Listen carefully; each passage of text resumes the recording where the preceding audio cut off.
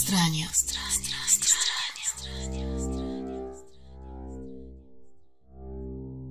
Una de las circunstancias aterradoras de ser una persona humana, un ser humano, y quizás una de las más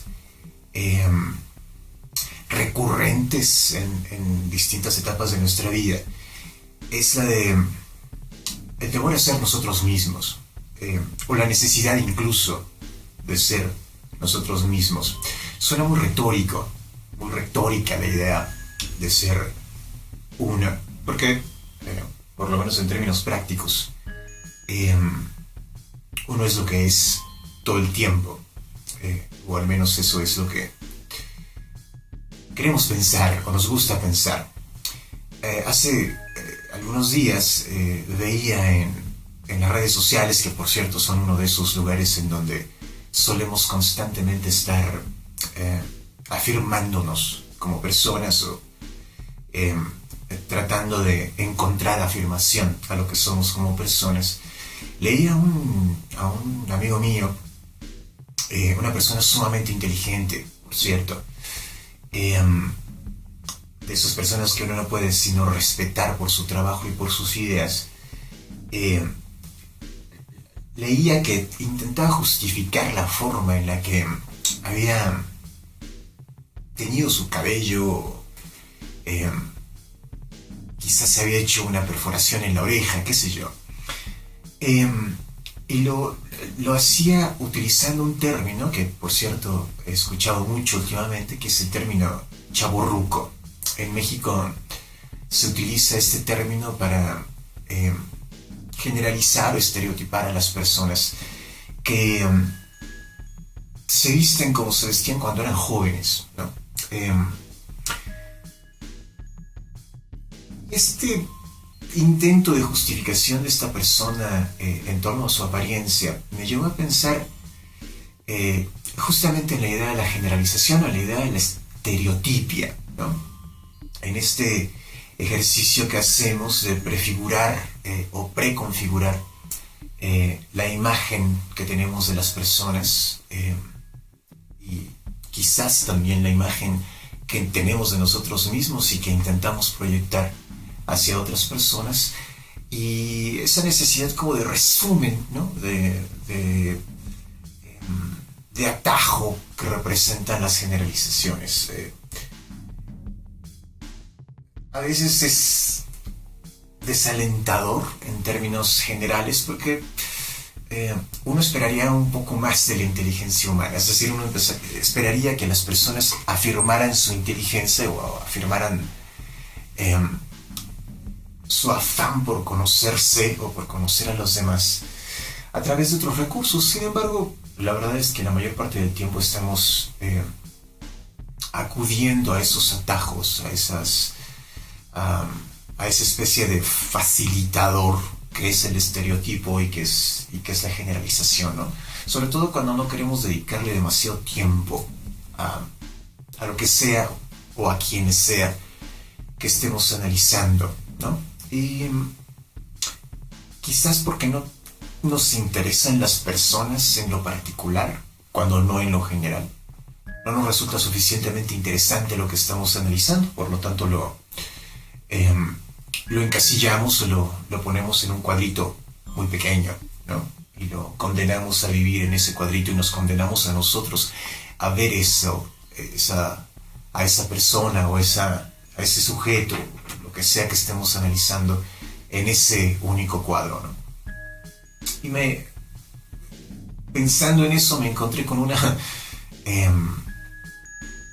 nota quizás que de esas cosas que uno se atraviesa que no le correspondería a uno leer, pero que finalmente termina uno teniendo contacto con ella, en torno a algo que se llama el síndrome Dunning-Kruger. Y bueno, que se resume en la idea de que las personas, esto siendo una aportación, supongo, de la psicología clínica, la idea de que las personas más ignorantes o que menos saben, que menos conocen acerca de un tema, o en general que tienen esa condición de personas iletradas o ignorantes suelen confiar demasiado en su conocimiento o aparentar demasiado que confían en su conocimiento, en oposición al hecho de que las personas más inteligentes, teóricamente inteligentes, suelen ser más, desconfiar más de lo que saben, dudar más de sí mismos, no ser autosuficientes, por llamarlo de alguna forma. Leí este concepto, el cual yo desconocía, y me quedaba con el sabor, con esta casi certeza de que a veces las teorías especulativas como la psicología, que no es una ciencia, sino un encuadre o una aproximación especulativa, suelen acudir justamente a esta especie de gran generalización, de sacrosanta generalización, a la cual además se le pone una palabra, una categoría que lo suba de nivel. Por ejemplo, la idea de síndrome, ¿no? Y se pone afuera ese concepto y leyendo las reacciones frente al concepto, ¿no? Leyendo lo que la gente decía cuando después de leer el artículo acerca de este síndrome Dunning-Kruger, volteo para acá porque la verdad es que no me sé el nombre, así es que lo tengo que leer.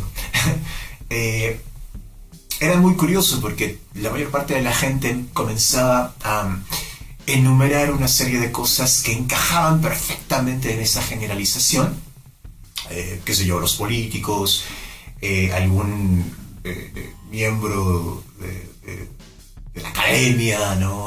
Alguien con quien no estaban de acuerdo, que les parecía un tarado que no sabía nada y que solamente estaba subido encima de su propio ego, y lo colocaban, ¿no? en ese marco teórico, por decirlo, ¿no? Y justamente lo que es curioso de ese tipo de generalizaciones es que prácticamente cualquier cosa que uno desee, que uno quiera hacer encajar en eso, encaja, ¿no?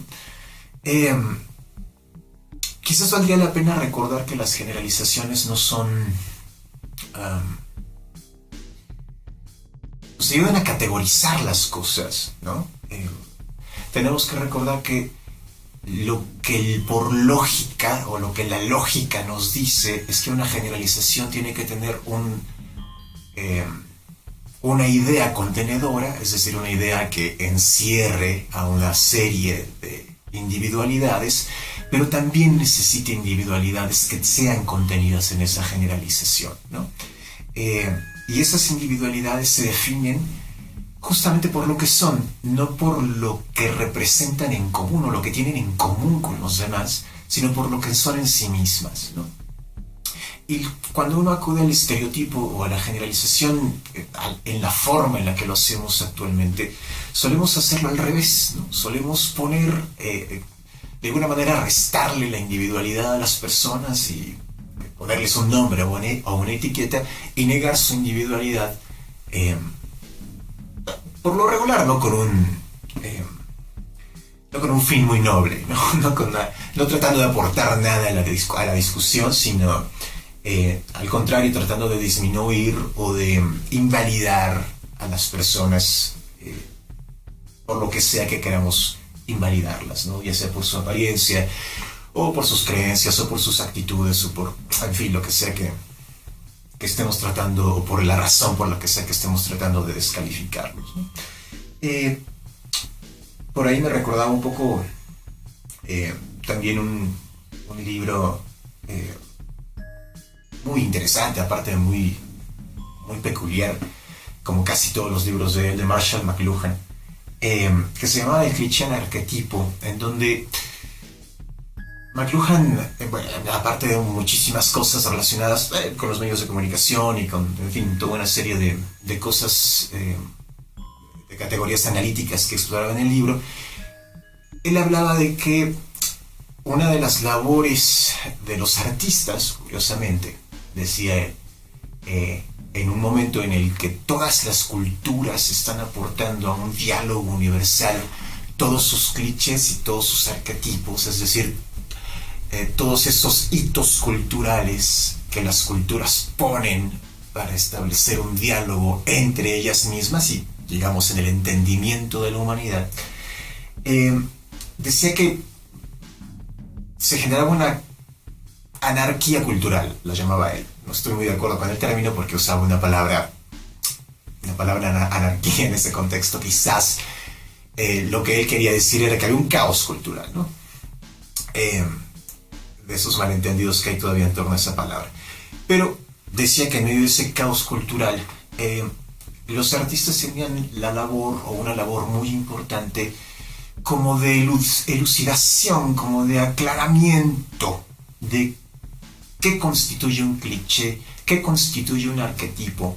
Es decir, el cliché siendo el lugar común más bajo, ¿no? El estereotipo más bajo, y el arquetipo siendo la imagen idealizada de algo, ¿no? La imagen, si no perfecta, si más acabada de algo, ¿no? Y en esa cuasi perfección, la más individual, ¿no? La que constituye más un individuo, en oposición a la generalización que nos desdibuja y que nos niega como personas, que nos dice, bueno, nada, tú no eres más que un chavorruco, o tú no eres más que un negro, o tú no eres más que una mujer, ¿no?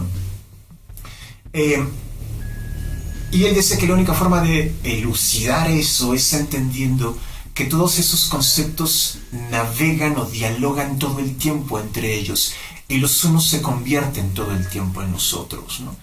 Y así como uno en un momento dado, en una, no sé si llamarlo, en un arranque de individualidad, se convierte en uno de los ejemplos más acabados de algo, al mismo tiempo va uno caminando constantemente hacia el cliché, ¿no? Hacia el lugar común, por llamarlo de alguna forma, y que todos somos capaces, además de eso, de esos extremos, ¿no? Y McLuhan decía que de alguna forma darnos cuenta de eso y aclarar eso forma una parte central, tanto del conocimiento como de la conciencia y como de la autonomía, ¿no? Incluso decía que el pensamiento autonómico, es decir, el pensamiento que lo afirma a uno y las acciones que uno toma para afirmarse a sí mismo como un individuo existente, digamos, ¿no? Y que como alguien real que esté en el mundo y que aporta algo a lo que sea que esté viviendo,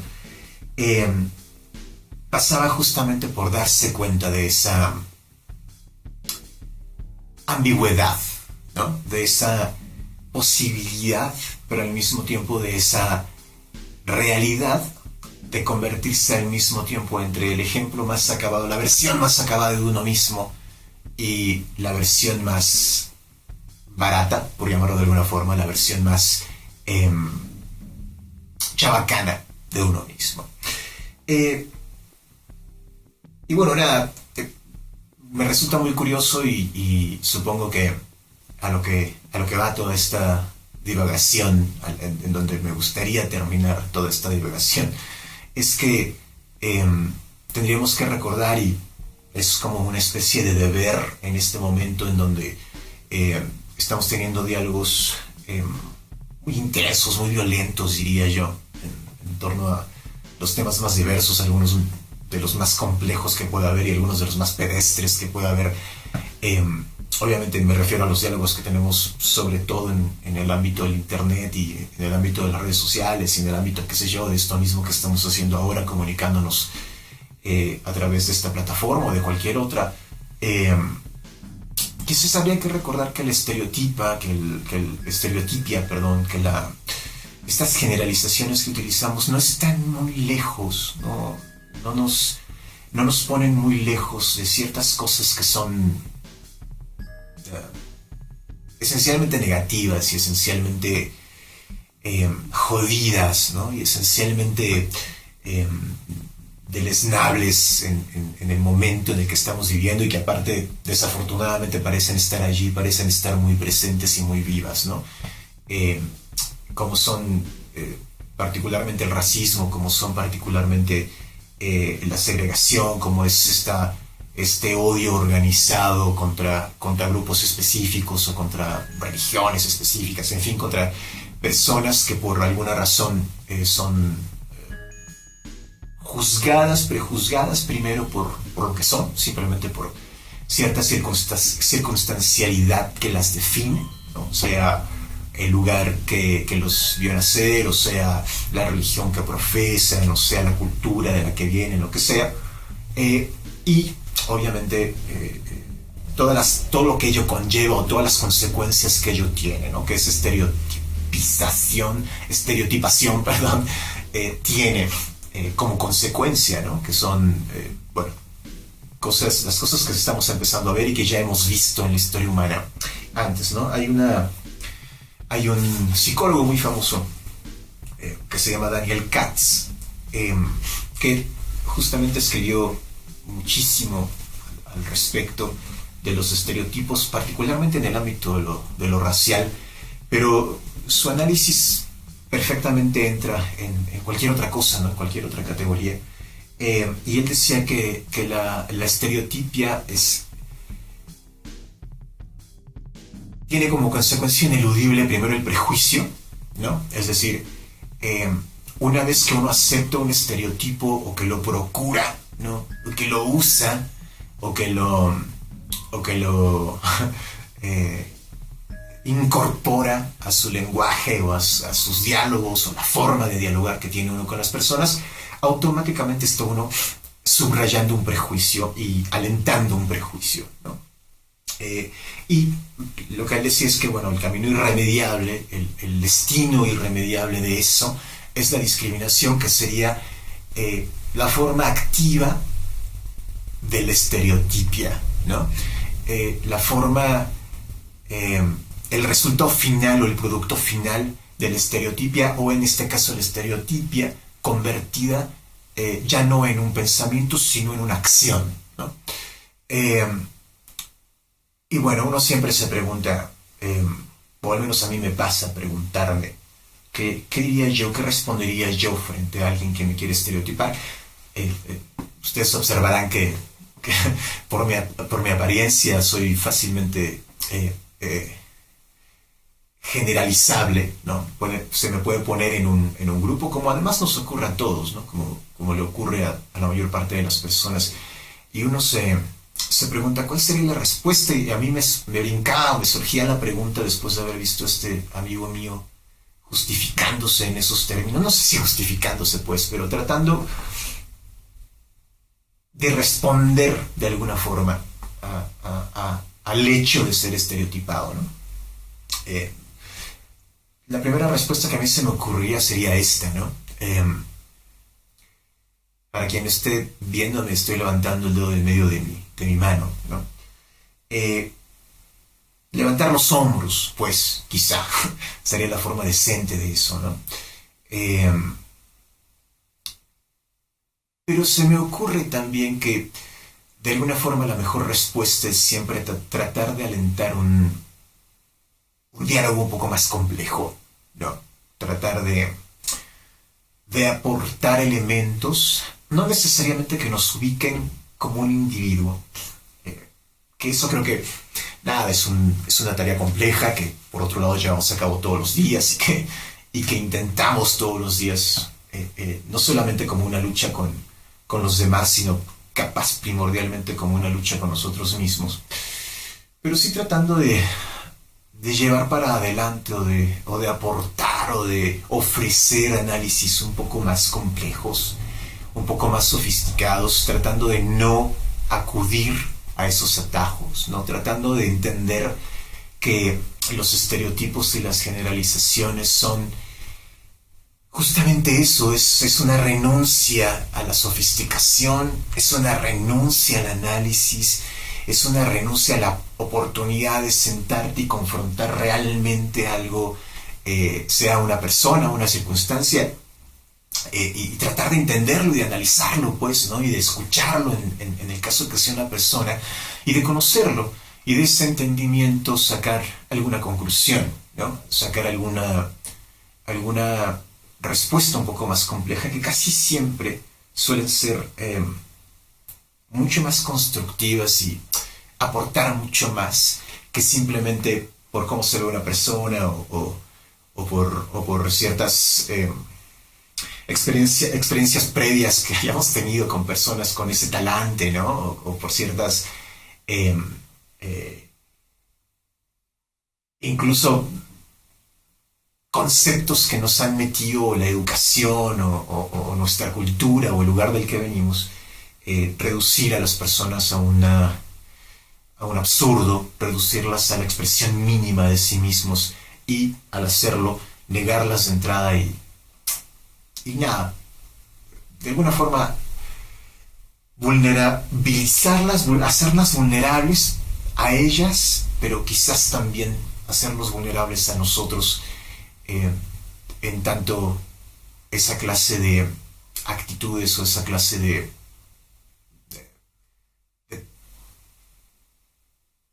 ofuscamiento no representan quizás sino más que una general y terrible pérdida de tiempo, ¿no? En fin, nada, eso. Traten de ser ustedes mismos, en la medida de lo posible. Quizás démonos cuenta de que ese afán es un afán al mismo tiempo que demasiado abstracto, demasiado ridículo, y al mismo tiempo también quizá una de las únicas razones por las cuales vale la pena estar vivo. Ser uno, tratar de ser al mismo tiempo que un individuo, algún tipo de idea que nos represente para la posteridad, ¿no? En fin, que haya paz en su corazón y diviértanse. Extraño, extraño, extraño. Daniel Iván.